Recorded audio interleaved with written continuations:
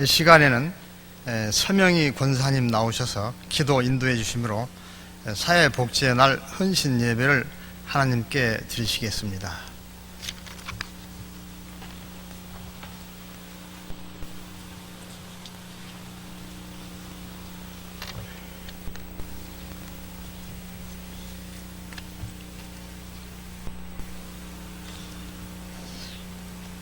찬양과 영광을 받으시기에 합당하신 아버지 하나님, 지금까지 주의 은혜를 힘입어 살게 하시고 오늘도 주님 앞에 나와 예배드리며 하나님을 가까이 할 수 있는 귀한 복을 주심을 감사합니다. 십자가의 사랑과 만가지 은혜를 받은 저희들 더 감사함으로 순종하지 못하고 아직도 고집대로 행하며 악하고 교만하며 거짓되었던 여러 가지 부끄러운 모습들을 고백합니다. 긍휼하심을 얻고 때를 따라 돕는 은혜를 얻기 위하여 은혜의 보좌 앞에 담대히 나왔습니다. 보혈의 피로 씻어주시고 용서하여 주시옵소서. 날마다 회개영으로 충만케 하사 죄사함을 얻고 성령의 충만함을 덧입기 원합니다. 주님의 은혜로 사랑하며 세워주며 나보다 남을 낮게 여기는 겸손한 마음을 갖기 원합니다. 순간마다 연약하오니 저희들을 붙들어 주시옵소서. 교회를 위하여 기도합니다. 피 흘려 세우신 교회를 아름답게 부흥성장케 하심 감사드립니다. 이웃을 섬기는 교회, 선교의 사명을 감당하는 교회, 하나님께 영광 돌리는 교회로 세워지도록 주님 은혜로 붙드시며 양들을 위하여 헌신하시는 담임 목사님과 부목사님, 전도사님들에게 영육의 강건함과 성령의 충만함과 갑절의 영감을 더하시고 주님을 섬기는 데 어려움 없도록 가정마다 자녀를 붙드시며 위로하시고 물질에도 어려움이 없도록 좋은 것으로 귀한 것으로 축복하시옵소서. 교회의 각 부서와 기관들을 붙드시며 수고하시는 직분자들에게 성령의 충만함과 주님이 주신 위로와 사랑으로 잘 감당케 하옵소서. 장로님, 권사님들, 온 성도님들 가정마다 하나님을 기쁘시게 하는 믿음 더하시고 주님이 주시는 평안함 가운데 사업과 일터도 복되게 하시고 주 안에서 행하는 자녀들 되게 하시며 간구하는 기도마다 응답하시는 주님의 은혜로 믿음의 선한 싸움 싸우며 하나님께 영광 돌리게 하옵소서. 이 시간 사회복지위원회 헌신예배로 모인 모든 부원들 기억하시옵소서. 많은 시간과 정성을 다하여 몸된 교회를 위하여 수고하시는 손길들을 기억하시고 지치지 않도록 영육의 강건함으로 붙드시며 축복하시고 사랑의 물꽃튀기에 관심과 후원이 더하여져서 독거노인, 소년, 소녀 가장, 외국인 노동자들 교도소에서 수감 중인 청소년들에게 저희들의 작은 섬김과 순종을 통해 주님의 사랑이 흘러가게 하시고 귀한 영혼들에게 기쁨이 되며 위로가 되며 하나님의 은혜로 구원에 이르도록까지 인도하여 주소서. 저희 봉사자들 우리의 하는 일이 작고 눈앞에 열매가 없을지라도 선을 행하다 낙심하지 않게 하시고 지극히 작은 자에게 한 것이 곧 내게 한 것이라 하신 주님 앞에서 감사함으로 기쁨으로 감당케 하시옵소서. 이 시간 말씀을 전하실 이재훈 목사님, 성령님 온전히 붙들어 주시옵소서. 전하시는 귀한 말씀을 통하여 진리의 성령님 우리의 심령에 힘을 얻고 소생하게 하소서. 말씀을 듣고 순종함으로 우리의 삶이 더 풍성하길 원합니다. 이 시간 정성껏 준비한 찬양을 붙드시며 찬양을 받으시기에 합당하신 주님 영광 받으시오며 저희들의 심령에 하늘의 소망과 기쁨으로 땅의 기름짐으로 축복하여 주시옵소서. 이 시간 처음 시간이오니 모든 순서 위에 성령님 도우시며 마치는 시간까지 함께 하실 줄 믿고 감사하오며 예수님의 이름으로 기도합니다. 아멘.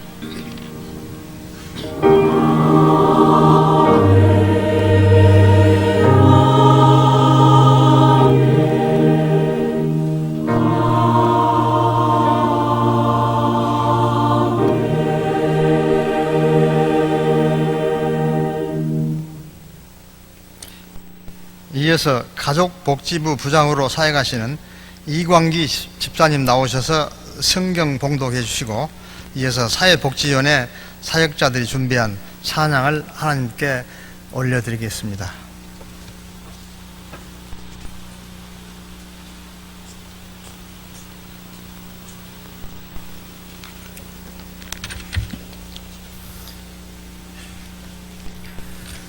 하나님 말씀을 봉독해 드리겠습니다. 하나님 말씀은 마가복음 6장 30절에서부터 44절 말씀까지입니다. 제가 가지고 있는 성경은 신약성경 63쪽입니다. 마가복음 6장 30절에서부터 44절 말씀입니다. 다 찾으신 줄 알고 제가 봉독해 드리겠습니다. 사도들이 예수께 모여 자기들의 행한 것과 가르친 것을 낱낱이 고하니 이르시되 너희는 따로 한적한 곳에 와서 잠깐 쉬으라 하시니 이는 오고 가는 사람이 많아 음식 먹을 겨를도 없음이라. 이에 배를 타고 따로 한적한 곳에 갈새 그 가는 것을 보고 많은 사람이 저인 줄 안지라. 모든 고을로부터 도보로 그곳에 달려와 저희보다 먼저 갔더라. 예수께서 나오사 큰 무리를 보시고 그 목자 없는 양 같음을 인하여 불쌍히 여기사 이에 여기 여러 가지로 가르치시더라.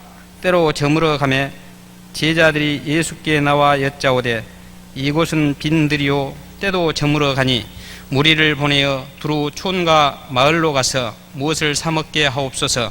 대답하여 가라사대 너희가 먹을 것을 주라 하시니 여짜오되 우리가 가서 200데나리온의 떡을 사다 먹이리이까. 대답하여 가라사대 너희가 먹을 것을 주라 하시니 여짜오되 우리가 가서 200데나리온의 떡을 사다 먹이리이까. 이르시되 너희에게 떡 몇 개나 있느냐 가서 보라 하시니 알아보고 가로되 떡 5개와 물고기 2마리가 있더라 하거늘 제자들을 명하사 그 모든 사람으로 떼를 지어 푸른 잔디 위에 앉게 하시니 때로 혹 100씩 혹 50씩 앉은지라.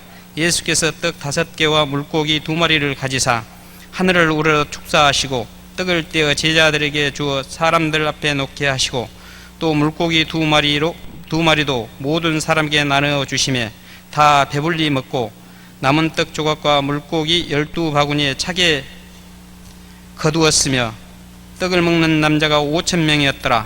아멘.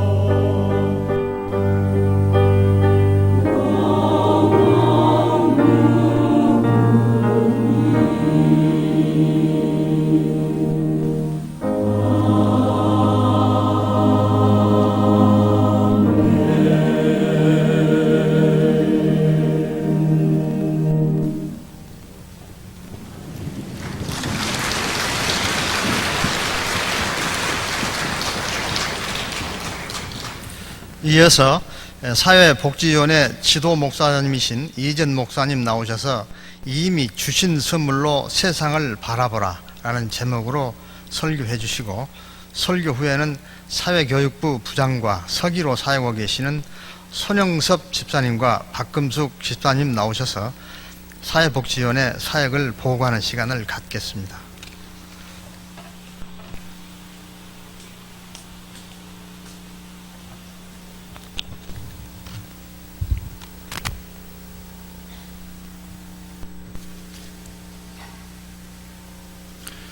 안데르센이 쓴 동화 중에 벌거벗은 임금님이라는 동화가 있습니다.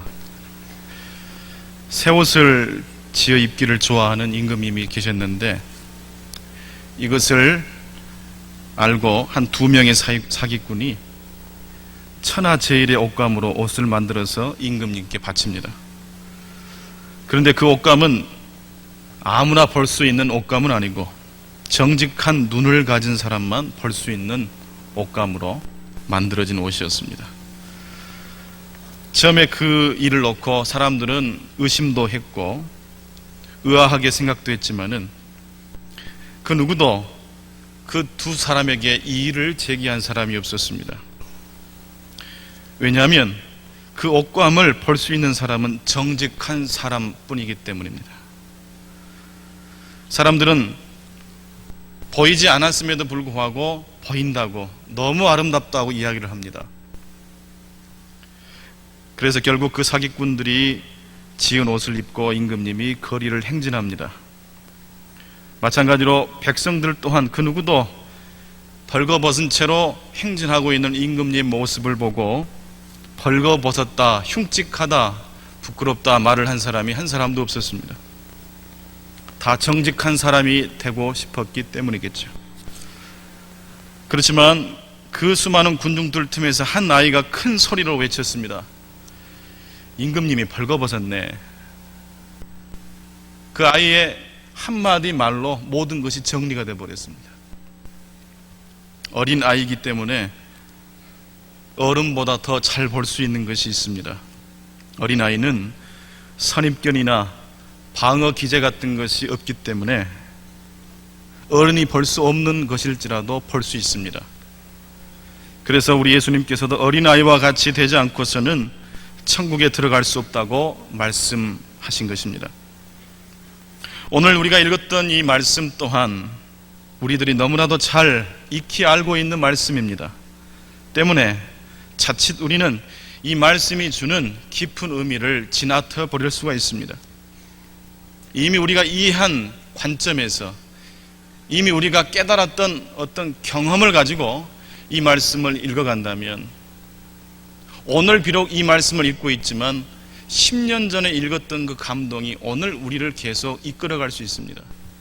오늘 살아계신 하나님이, 이 자리에 계신 하나님이 우리들에게 들려주실 수 있는 음성을 놓칠 수 있다는 것입니다. 사람들이 어떤 행동을 하는 것에는 반드시 어떤 관점이 있습니다. 그렇게 생각하기 때문에 그렇게 행동하는 것입니다. 그렇게 보기 때문에 그런 말을 하는 것입니다. 모든 사람은 다 관을 가지고 있습니다. 관점이 있습니다. 믿음이 있습니다. 믿음도 다 같은 믿음이 아닙니다. 믿음관이 있다고 그러지 않습니까? 다 안경을 쓰고 있습니다. 오늘 본문 말씀 안에도 등장하는 사람들 안에도 보면 다 관점이 있다는 것을 알 수 있습니다. 예수님이 쓰신 안경과 12 제자들이 쓴 안경이 달랐습니다. 오늘 본문 서두의 말씀을 보게 되면, 오늘 본문 서두 30절 말씀은 이렇게 시작됩니다. 사도들이 예수께 모여 자기들의 행한 것과 가르친 것을 낱낱이 고하니 이르시되, 같이 한번 봅니다. 너희는 따로 한적한 곳에 와서 잠깐 쉬어라 하시니 이는 오고 가는 사람이 많아 음식 먹을 겨를도 없습니다. 제자들이 얼마나 바빴으면, 얼마나 사역에 지쳤으면 음식 먹을 겨를도 없었습니다. 그래서 예수님께서 안타깝게 여기셔서 한적한 곳으로 가자고 말씀하셨습니다. 쉬자고 말씀하셨던 것입니다. 이제 좀 묵상할 때가 왔다 말씀하신 것입니다.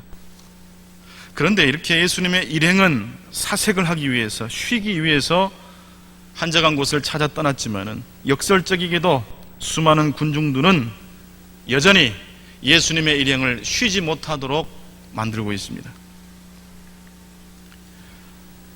32절, 33절 말씀 보게 되면 33절 같이 봅니다. 시작. 그 가는 것을 보고 많은 사람이 저희인 줄 안지라 모든 거울로부터 도보로 그곳에 달려와 저희보다 먼저 갔더라. 이런 상황을 두고 우리는 뭐라고 표현할 수 있겠습니까? 끔찍한 상황인 것입니다. 일하는 것 너무 지쳐가지고 잠깐 쉬러 갔는데 거기에 또 일할 것이 나를 기다리고 있다고 생각해 보세요. 서울의 어느 뭐 큰 교회 담임 목사님 이야기를 오래전에 들어본 경험이 있습니다. 너무 유명한 목사님이기 때문에 자녀에게는 바쁜 아빠가 되어버렸고 결국 나쁜 아빠가 되어버렸습니다. 안식년을 맞이해서 목사님이 결단을 하셨습니다. 이제 한적한 곳으로 우리 가정이 가야 되겠다. 1년 계획을 잡고 미국 어느 큰 도시가 아니라 한적한 시골로 들어가기로 결심을 했습니다. 온 가족이 그 시골로 들어가서 1년 정도 쉼을 누리고 또 회복하고 돌아오자 거창한 계획을 세우고 들어갔는데 어느 시골 이제 도착을 해서 식사를 하게 되는데 바로 그곳에서 또 어떤 성도님이 워낙 유명한 목사님이기 때문에 또 그 목사님을 알아보는 거예요. 그 순간 밥을 먹던 아들이 눈빛이 바뀌어지는 거예요.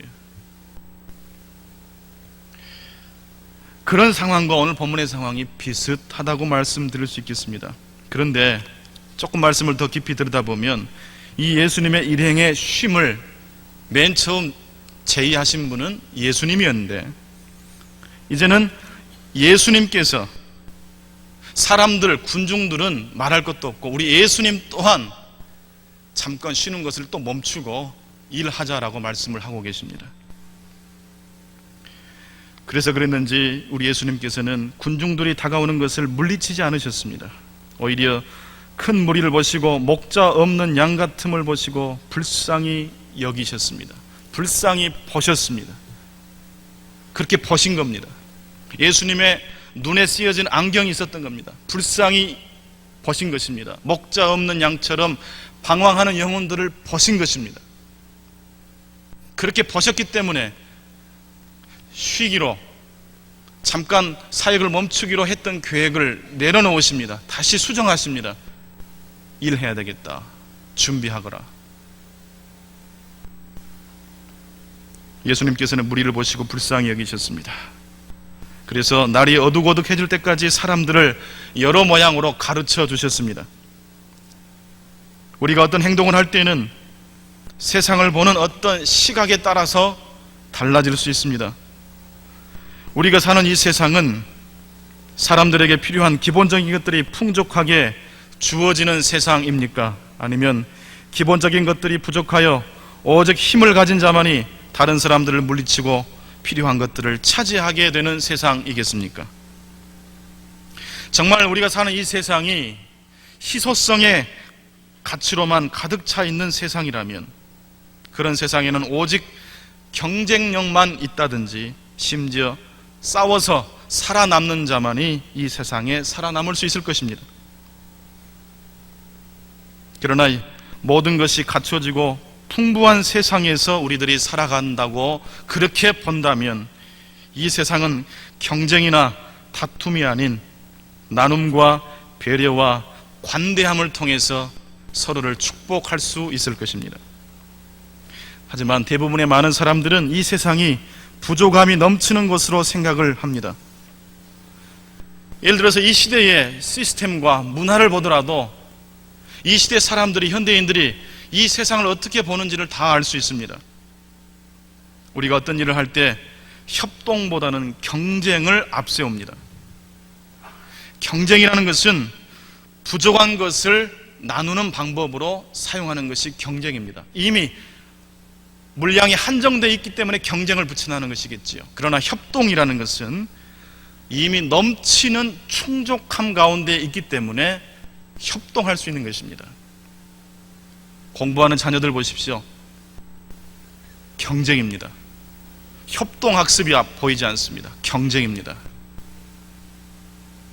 공부만 그러겠습니까? 이 사회의 모든 돌아가는 시스템 안에 보면 너무나도 풍족함의 원리가 아닌 희소성의 원리를 가지고 이 세상이 돌아간다는 것을 알 수 있습니다. 희소성의 가치에서 이 세상을 바라본다면 우리 모두는 지속적인 실망감만을 품게 될 것입니다. 그리고 상대적인 평가에 의해서 어쩔 때는 기가 살 수도 있겠고 어쩔 때는 기가 푹 죽을 수도 있습니다. 우리의 가정 안에도 그런 것들이 들어와 있습니다. 우리 사회 제도 안에도 그런 것들이 녹아져 있다는 것입니다. 오늘 보면 이 오병이어의 이야기를 통해서 우리 예수님께서 말씀하시고자 하는 메시지는 한 가지입니다. 풍성함의 가치로 이 세상을 바라보자는 말씀입니다. 이미 희소성의 가치에 익숙해진 사람들의 생각을 향해서 우리 예수님은 그렇지 않다. 이 세상은 넉넉함의 가치로 채워져 있다라고 말씀하고 계시는 것입니다. 5,000명이 한꺼번에 밥을 먹었다는 것은 그 자체로도 놀라운 뉴스감이지만은 그것은 겉으로 드러난 모습입니다.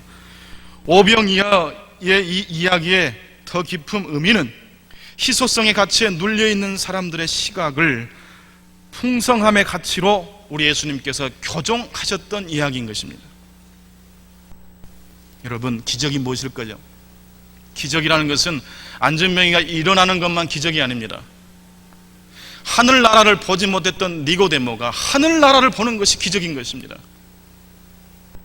이 세상의 모든 돌아가는 것들을 부족함으로, 그래서 경쟁과 다툼의 시각으로 보았고, 그렇게 보았기 때문에 그렇게 살았던 사람들의 눈이 이제는 다윗이 시편 23편에서 고백했던 것처럼 사망의 음침한 골짜기에 있었던 그 다윗이 외쳤던 고백은 뭡니까? 내 잔이 넘치나이다.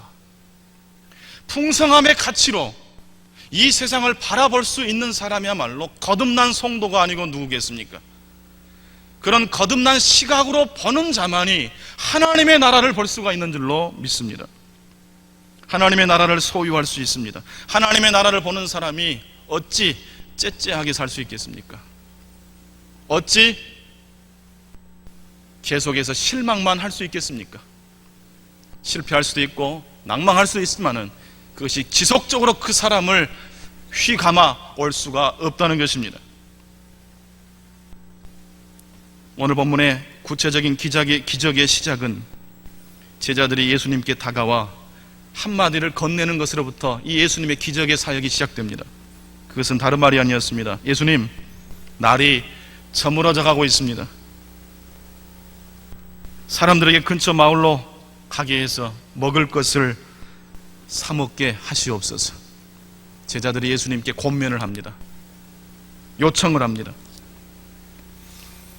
희소성의 시각에 사로잡힌 제자들의 시각으로는 당연한 행동이었을 것입니다. 그렇지 않겠습니까? 5,000명을 어떻게 다 먹입니까?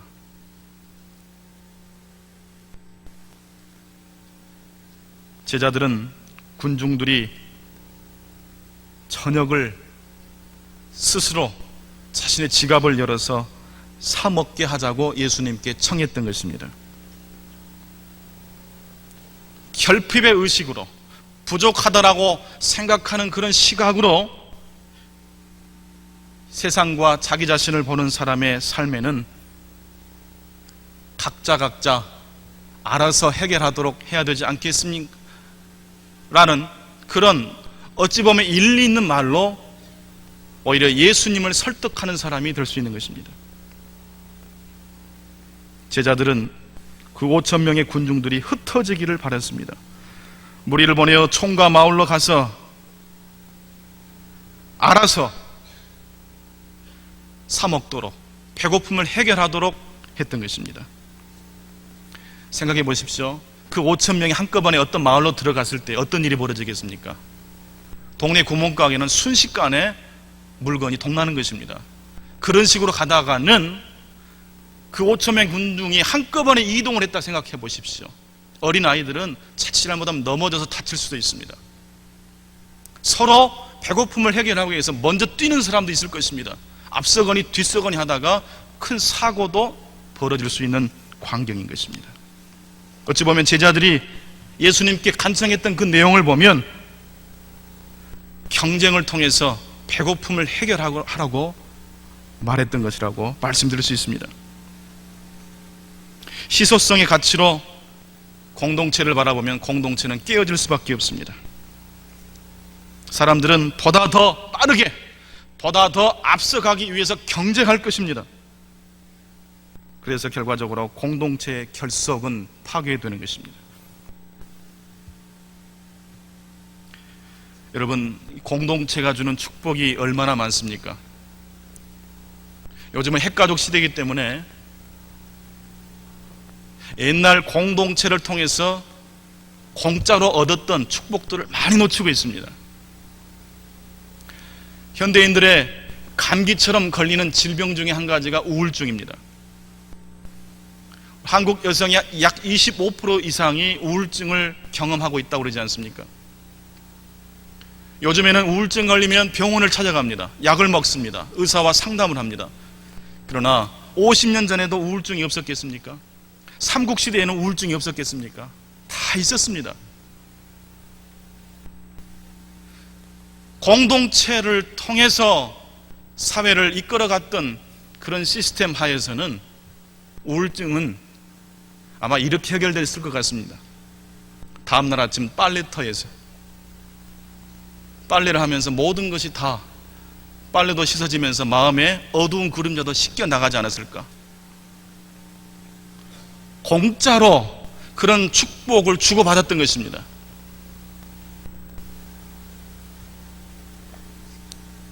(5천 명을) 흩어지게 해서 각자의 식사를 돈으로 해결하도록 하라는 제자들의 요구에 우리 예수님의 대답은 아주 흥미롭습니다. 너희가 먹을 것을 주어라 라고 말씀해 주셨습니다. 우선 너희가 먹을 것을 주어야 되지 않겠느냐라고 말씀하십니다. 이 한 말씀을 통해서 우리 예수님은 그동안 제자들의 눈에 쓰여져 있었던 이 잘못된 시각을 완벽하게 역전시키고 뒤집고 계시는 것입니다. 그러나 이 진리를 제자들은 빨리 깨우치지는 못했습니다. 너희가 먹을 것을 주어라라는 예수님의 말씀이 채 끝나기도 전에 제자들이 뭐라고 말합니까? 그러면 우리가 가서 200데나리온의 떡을 사다가 그들을 먹여야 되겠습니까? 라고 말을 합니다. 불가능하다라고 이야기하는 것입니다. 제자들은 어느 정도 자신들의 책임성은 인정하면서도 그 문제를 풀 수 있는 최선의 방책은 돈이라고 생각하고 있습니다.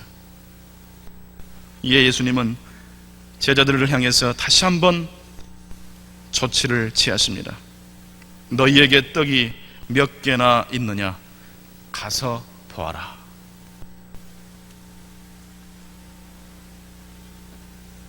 그리고 너희에게 떡 몇 개나 있느냐? 가서 보아라 라는 명령에 제자들이 가져온 것은 한마디로 기운 빠지는 것이었습니다. 5천 명이 먹어야 되는 상황 속에서 물고기 5마리와 보리떡 5개와 물고기 2마리밖에 없었다는 것은 부족함을 보여주는 단적인 예가 되기 때문입니다. 그러나 예수님께서는 주저하지 않으셨습니다. 모든 사람들을 무리를 지게 하셨고 잔 뒤에 앉게 하셨습니다. 100명씩 앉게 하셨고 50명씩 앉게 하셨습니다. 그리고 떡과 물고기를 제자들에게 나눠주고 그 제자들이 사람들에게 나누어 주도록 기적을 베풀어 주셨던 것입니다. 그런데 오늘 이 오병이어의 기적을 묵상하면서 이 마태복음 4장의 이야기를 또한 연관지어서 생각하지 않을 수 없습니다. 마귀의 시험 앞에 우리 예수님은 돌을 떡 되게 하라는 마귀의 시험을 단호하게 이겨내셨던 예수님께서는 어찌된 일인지 오늘 이 본문을 통해서는 어찌 보면 떡을 복제하시는 것처럼 마귀의 유혹에 넘어가는 것처럼 여겨질 수도 있기 때문입니다. 그러나 여러분, 5천 명을 단순히 이 떡 복제라는 기적을 통해서 먹인 것이 이 본문 말씀의 모든 의미라고 한다면 실로 마귀는 소리쳤을 거예요. 내가 이겼다. 그러나 오늘 이 본문의 의미는 5천 명을 그렇게 먹였다, 떡을 복제해서 그렇게 사람들에게 기적을 행했다, 그런 점에 이 본문 말씀이 의미가 있는 것이 아닙니다.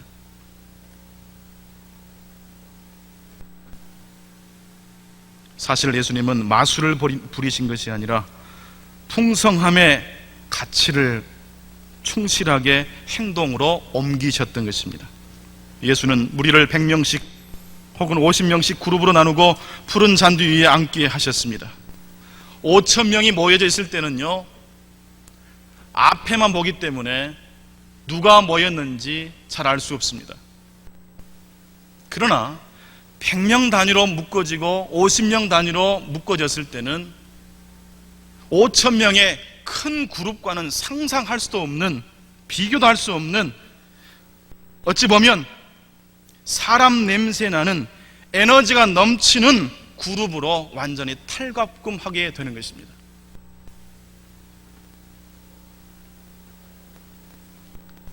오병이어의 기적을 맛보기 전에 5천 명의 군중은 먹는 기적을 경험하기 전에 먼저 기적을 경험했던 것입니다. 공동체의 기적입니다. 사람 냄새나는 그룹으로 헤쳐 모이게 됨으로써 이미 그 안에는 웃음이 있고 대화가 있었던 것입니다. 친구를 만날 수 있고 이웃이 되어서 인사하고 껴안을 수 있는 변화를 충분히 몸으로 경험하는 것을 먹는 기적을 베푸시기 전에 먼저 예수님께서 행하셨다는 것입니다. 그리고 떡을 떼고 고기를 먹으면서 그 그룹으로 모인 사람들이 밥만 먹었겠습니까? 이 놀라운 기적의 의미가 무엇인가? 왜 우리 예수님께서는 도시락 하나를 가지고 우리 전체를 먹이시려고 하셨을까? 대체 이런 의미가 무엇일까? 왜 5천 명으로 모여졌을 때는 보이지 않던 내 친구, 내 가족, 형제들이 보이게 될 것은 물론이거니와 이렇게 대화할 수 있는 그룹으로 웃음을 피우고 사랑이 넘치는 만남을 경험함으로 그들은 이전과는 전혀 다른 축복의 경험을 할 수 있었던 것입니다.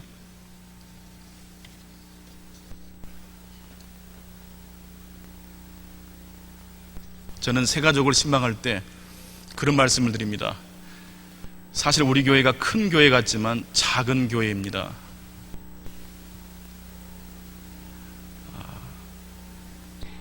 오늘부터 이제 신방을 통해서 새가족 구역장님과 공부를 하다 보면 우리 교회가 큰 교회만은 아니라는 사실을 알 수 있을 겁니다. 1대1의 만남이 있고 그 공부가 끝나면 10명 정도의 단위로 모이는 구역에 들어갔습니다.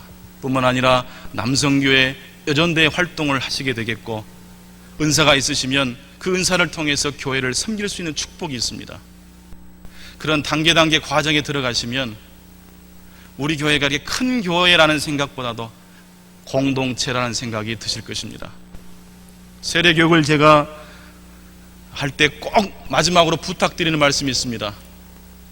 문답 좀 실수해도 제가 봐드릴 테니까 남성교회, 여전도에 활동하실 수 있는 성가대나 나름대로 봉사하실 수 있는 곳에 들어가신다는 것을 약속을 해 주신다면 제가 통과해 드리겠습니다라는 말씀을 종종 해 드립니다. 신앙은 홀로 서기가 아니기 때문에 그렇습니다. 함께 공동체 안에 어우러질 때 우리 믿음이 자라기 때문입니다. 풍성함의 축복은 서로 주고받을 때 경험할 수 있는 것입니다. 먼저 그 물질적인 주고받음이 있기 전에 사람 대 사람으로 서로를 주고받는 그 과정이 먼저 있고 난 다음에 물질적인 주고받음이 가능해지는 것입니다. 42절 말씀 보게 되면 41절, 42절을 같이 한번 읽어보겠습니다. 시작. 예수께서 떡 5개와 물고기 2마리를 가지사 하늘을 우러러 축사하시고 떡을 떼어 제자들에게 주어 사람들 앞에 놓게 하시고 또 물고기 2마리 또 모든 사람에게 나누어 주시며 다 배불리 먹고, 다 배불리 먹고. 여러분, 여러분의 삶 가운데 다 배불리 먹고라는 이 말씀이 그냥 이론적인 게 아니고 실제적으로 경험되는 축복이 있게 되기를 바랍니다. 그렇게 되시려면 우리의 눈에 끼어져 있는 안경을 주께서 원하시는 안경으로 바꿀 때에 이것이 가능해집니다. 어거스틴은 악에 대해서 이렇게 설명합니다. 악이란 선의 결핍이다. 여러분, 악이 뭔지 아십니까? 그것은 부족하게 보는 것입니다. 모자라게 보는 것이 악입니다. 그게 아주 지독한 악입니다. 여러분의 가족들을 지금부터 악의 기준으로 봐보세요. 같이 살 마음이 없는 것입니다. 그러나 풍성함의 기준으로 하나님이 이 선지 만물을 창조하신 뒤에 보시기에 심히 좋았다고 말씀하셨던 그 풍성함의 기준으로 본다면 우리는 결코 경쟁하거나 포기하거나 절망하거나 작은 자라고 무시하는 법이 없을 것입니다. 저는 이 오병이어의 기적의 말씀을 읽을 때 부스러기를 모았다라는 말씀이 참 다가옵니다. 예수님께서 떡을 떼시기 전에 축사하셨거든요. 식사기도를 하셨습니다. 식사기도란 무엇입니까? 그것은 하나님의 창조의 법칙, 하나님의 창조의 행위에 대해서 인정하는 행동이 식사기도입니다. 하나님께서 오늘도 살아계셔서 이 음식을 공급해 주시는 것을 통해서 역사하신다는 것을 겸허히 고백하는 것이 식사기도입니다. 부스러기를 주워 모았다는 것은 무엇을 의미합니까? 그것은 몸으로 하는 기도입니다. 몸으로 하는 식사기도입니다. 생명의 원천이신 하나님을 섬기고 믿기 때문에 하나님이 주신 풍성함의 가치를 함부로 부스러기일지라도 버릴 수가 없는 것입니다. 우리 사회복지위원회 안에는 여러 가지 부서가 있습니다. 이 부스러기를 모으는 부서가 있습니다. 재활용품을 한 곳에 모아서 그 부스러기를 모아서 하나님께 예배드리는 부서가 있습니다. 저도 가끔씩 컵이나 재활용 그 함에 들어있는 것들을 유심히 보게 됩니다. 어찌된 일인지 이렇게 쓰레기도 가끔씩 있더라고요. 커피를 드시고 남은 잔재물을 없이 깨끗이 비우시고 담으시면 좋은데 거기에 어떤 또 가득 쓰레기 이물질이 담겨져 있는 채로 꼽혀져 있는 것도 봅니다. 여러분, 환경을 아끼고 자연을 보호한다는 것은 하나님의 창조 행위에 우리가 믿음으로 응답하는 것입니다. 단순히 환경보호의 차원이 아닙니다. 몸으로 하나님께 기도하는 식사기도가 이 재활용, 환경미화 등등의 사역일 것입니다. 그 외에도 교도소를 방문하고 소년원을 방문하고 여러 모양으로 농촌교회를 지원하는 임용 봉사를 하고 학생들을 섬기고 등등 여러 가지 일들이 있지만 그 모든 일들을 할 수 있는 원천은 무엇입니까? 풍성함의 가치로 그 모든 것들을 바라볼 때 우리에게 주어진 일들을 감당할 수 있을 줄로 믿습니다. 로마서 12장 21절 말씀, 악에게 지지 말고 선으로 악을 이기라 말씀해 주셨습니다. 선입니다. 풍성함의 가치로 이미 주신 하나님의 선물의 시각으로 이 세상을 바라볼 때 정말 여러분의 삶에는 놀라운 변화가 생길 줄로 믿습니다. 여러분의 행동에 놀라운 변화가 있을 것입니다.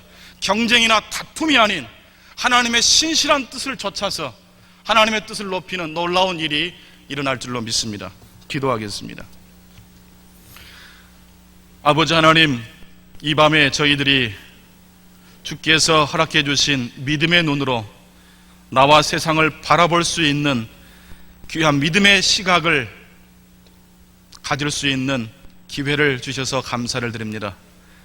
하나님 아버지, 우리의 믿음이, 우리의 삶의 관점이 결핍과 희소성의 가치로 이 세상을 보지 않게 하시고 예수님께서 그렇게 하셨듯이 풍성함의 가치로, 선의 가치로 세상을 바라보게 해주시고 나와 관계된 모든 사람들을 보게 해 주시옵소서. 그리하여서 우리 주님께서 제자들에게 말씀하셨던 말씀, 너희가 먹을 것을 주어라 말씀이 우리에게 들릴 때에 저희들 또한 무리를 흩어져서 각자 사먹게 하십시다라가 아니라, 오 주여, 저희들에게 있는 조그만 토시락이 여기 있나이다 라고 주님께 우리의 삶과 우리의 모든 것들을 드릴 수 있는 우리의 삶이 되게 해 주시옵소서. 예수님의 이름으로 기도하옵나이다. 아멘. 안녕하십니까. 사회교육부장 손행소입니다. 박금숙 집사입니다.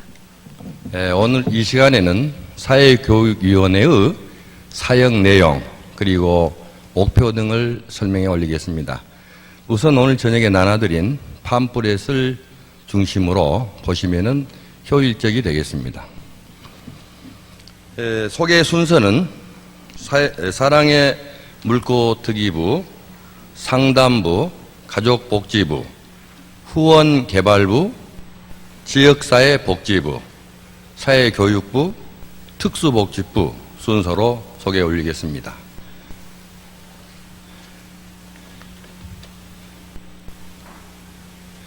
네, 저희 사회복지위원회의 방향은 나와 하나님이 하나로 연결됨과 같이 나와 이웃이 하나입니다 라는 목표와 표를 정하였습니다. 이제 우리는 이웃과 하나 되는 삶을 살아가기를 원합니다.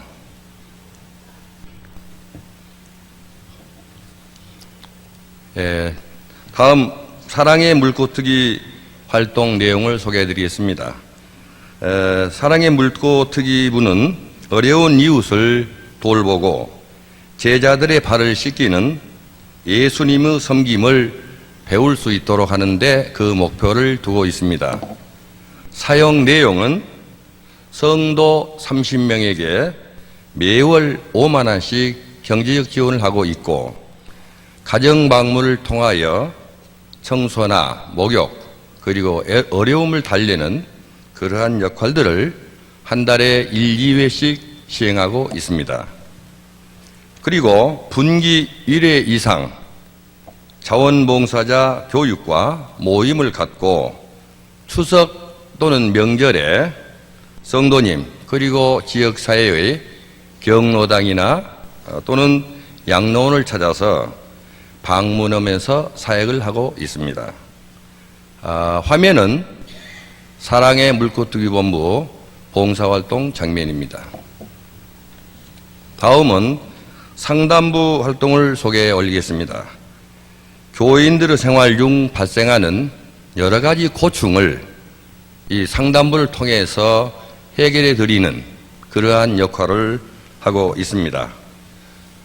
상담은 매월 세 번째 주일 오후 1시부터 2시 사이까지 사회복지위원회 상담실에서 상담하고 있습니다.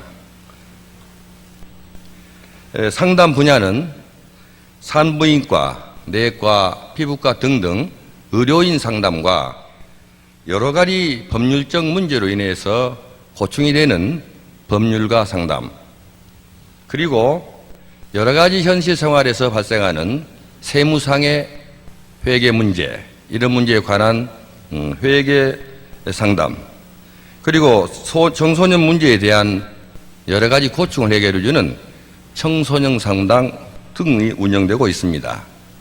화면은 상담부에서 활동하고 있는 장면입니다. 다음은 가족복지부 활동을 소개해 올리겠습니다. 청소년들에게 기독교 문화를 정착시키고 체험할 수 있고 그리고 학습할 수 있는 기회를 제공하는 것을 그 목표로 하고 있습니다. 상담 내력을 살펴보면 성도들의 애경사의 신명을 통하여 사랑을 서로 배우게 하고 매월 월요일부터 금요일까지 청소년 공부방을 운영하고 있습니다. 특히 영어 수학에 대해서 자율학습 그리고 수강생을 통해서 학습 의욕을 증진시키고 있습니다. 또한 방학 중에는 별도로 프로그램을 운영해서 기독교 문화를 체험하고 중고등학교 교과 과정을 별도로 운영하고도 있습니다. 화면은 아마 공부방 운영 장면입니다. 다음은 후원개발부를 소개 올리겠습니다. 후원개발 활동사항은 무엇보다도 재활용품을 수집하고 수집을 통하여서 자연 보호와 자연 환경을 보존하는 데 그 목표를 두고 있습니다.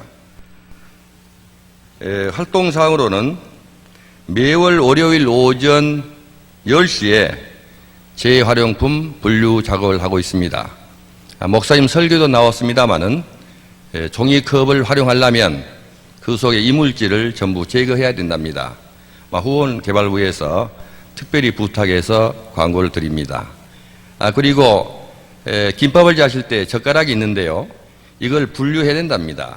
만약 이것을 쓰레기에 그대로 넣게 되면 종이가 다 터져서 어려움이 있다고 합니다. 하여튼 좋은 일을 하시니까 우리 협조하기 바랍니다. 또한 구정 판매나 계절 품목 판매를 통해서 교육관합편 만나의 집에서 판매부가 일을 하고 있습니다. 이러한 사업을 원활하게 추진하기 위해서 매월 첫째 주 월요일 2시에 권사님실에서 정기 모임을 갖고 있습니다. 사진 내용은 후원개발부의 활동 장면입니다. 네, 이어서 지역사회복지부를 소개하겠습니다. 네, 지역사회복지부는 한방, 진료, 임의용 봉사 등의 활동으로 예수 그리스도의 사랑과 섬김을 실천하고 있는 부서입니다. 우리 지역에 있는 19개 사회복지기관에 매월 경제적인 지원을 하고 있으며 특히 선한 사마리아회 팀은 매월 1회씩 농어촌 교회를 방문하여 한방 진료와 임의용 봉사 서비스를 활발히 펼치고 있습니다. 하계 농촌 봉사 활동으로는 의료팀, 미용팀, 봉사활동팀으로 구성하여 청년 교구와 연계하여 봉사활동을 펼치고 있습니다. 화면은 임의용 봉사팀이 사역하고 있는 장면이 되겠습니다. 다음은 사회교육부입니다. 아브라함 대학 열린광자 등 교육 프로그램을 통해서 기독교에 대한 사랑을 배우게 함이 그 목적이라고 할 수 있습니다. 사역 내용은 아브라함 대학과 대학원을 상하반기로 나누어서 운영하고 있습니다. 열린강좌는 그간의 예쁜 글씨, 수지침, 선물 포장, 또 그 외에도 여러 가지 다양한 문화교실을 운영해 오고 있습니다. 앞으로도 좋은 프로그램을 개발하고 또 수준 높은 문화교실이 될 수 있도록 노력하겠습니다. 또 5월 어버이 주일에는 우리 주변의 어려운 환경에도 불구하고 부모님과 자녀들을 위해서 특별히 헌신하신 분들이 계십니다. 이러한 분들을 선정해서 효부상, 장한 어버이상, 장한 남편상, 장한 아내상 등을 수상하여 이분들을 격려해 드리기도 합니다.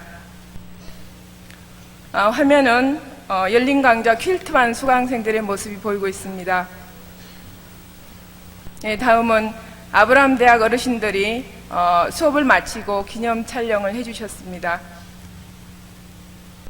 네, 다음은 특수복지부가 되겠습니다.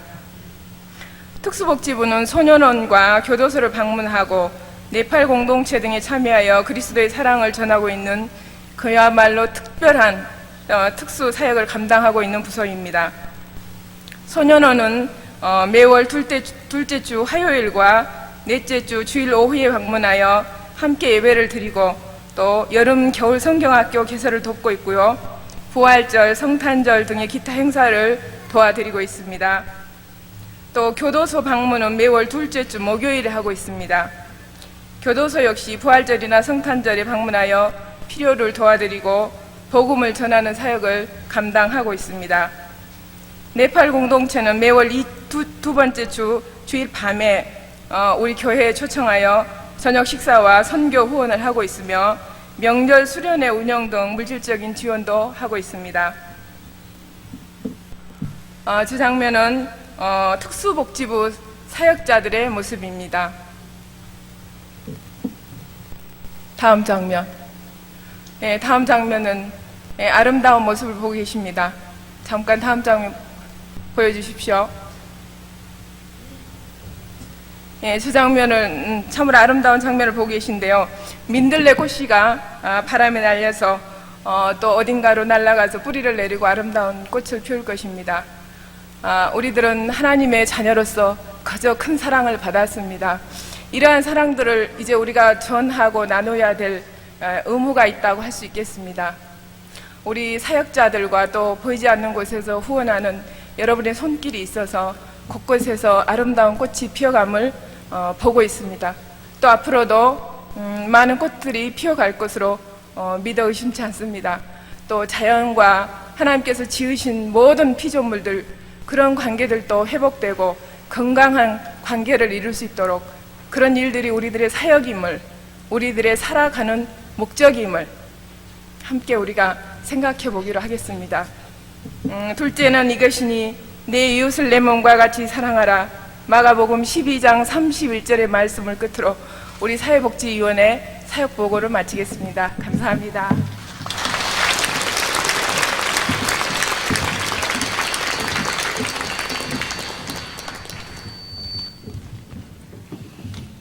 다 함께 찬송가 346장을 부르시면서 준비하신 예물을 하나님께 드리시겠습니다.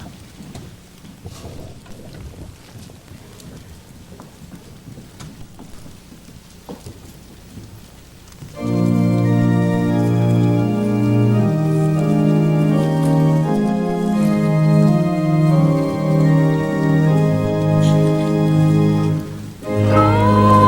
우리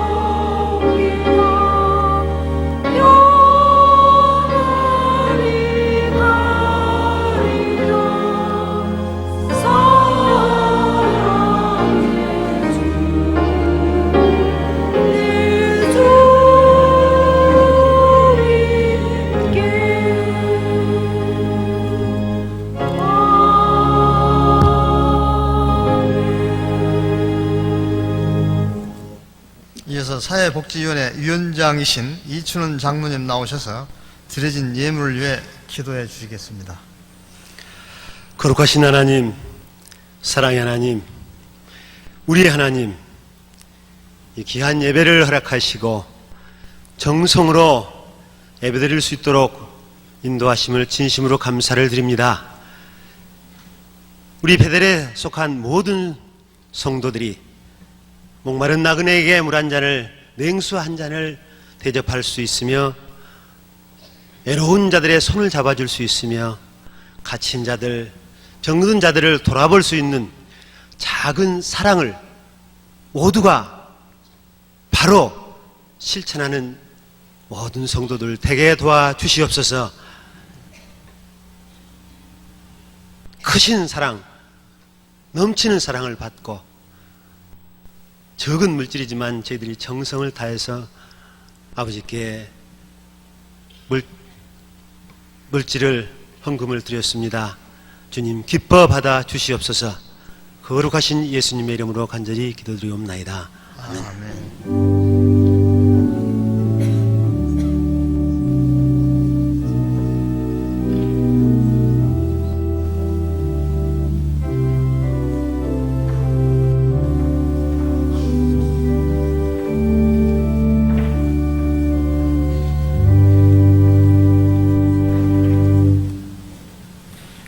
김양수 목사님 나오셔서 교회 소식을 전해주시고, 이어서 이지연 목사님께서 축도하심으로 사회복지의 날 헌신 예배를 모두 마치겠습니다.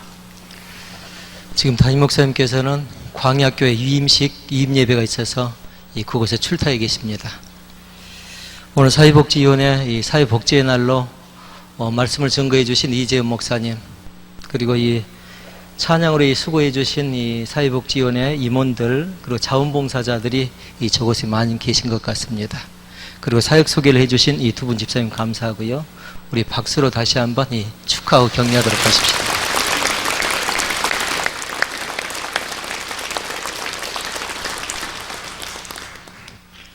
예배 후에 3교구 헌신예배 찬양 연습이 찬양 1호실에서 있습니다. 그리고 장례 감사합니다. 714구역 이몽재 집사님, 이 부인 되시는 정화숙 집사님 장례식에 오셔서 일회해 주심을 감사합니다라는 유족 측의 인사입니다. 그리고 예배 후에 7교구 성도님들이 이 성전 청소를 막바로 해 주시겠습니다. 남자 성도님들도 같이 참여하셔서 이 성전 청소하는데 협력해 주시면 감사하겠다라는 그런 광고입니다. 이상입니다.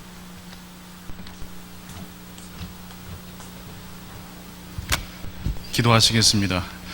지금은 우리 주 예수 그리스도의 은혜와 하나님 아버지의 지극하신 사랑하심과 보혜사 성령님의 내주하심, 충만하심, 교통하심이 풍성함의 가치로, 풍성함의 시각으로 세상과 나를 바라보면서 주님의 축복의 통로로 쓰임받기를 소원하며 다짐하는 사회복지위원회 모든 사역자들 머리 위와 함께 하나님 앞에 동일한 마음으로 헌신을 다짐하시는 여기 모이신 모든 성도님의 심령, 가정, 저들의 일터 위에 지금부터 영원토록 함께 계시기를 간절히 축원하옵나이다.